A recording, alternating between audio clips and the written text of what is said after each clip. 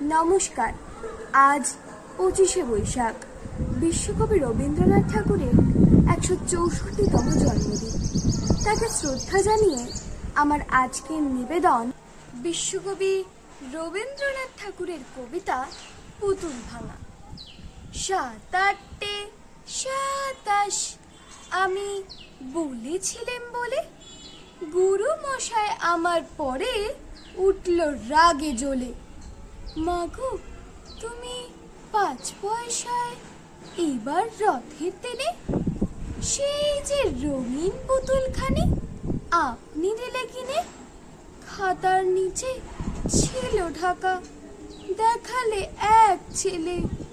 গুরু মশাই রেগে মেগে ভেঙে দিলেন ফেলে। বললেন, তোর দিন রাত্রির কেবল যত খেলা, একটুও তোর মন বসে না পড়াশুনোর বেলা। মাগো, আমি জানাই কাকে, ওর কি গুরু আছে?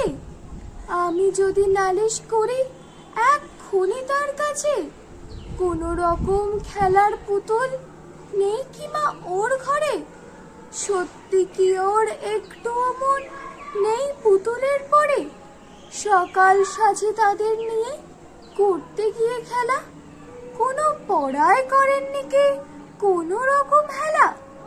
ওর যদি সেই পুতুল নিয়ে ভাঙেন কেহর আগে, বল দেখি মা ওর মনে তা কেমন তর লাগে। নমস্কার।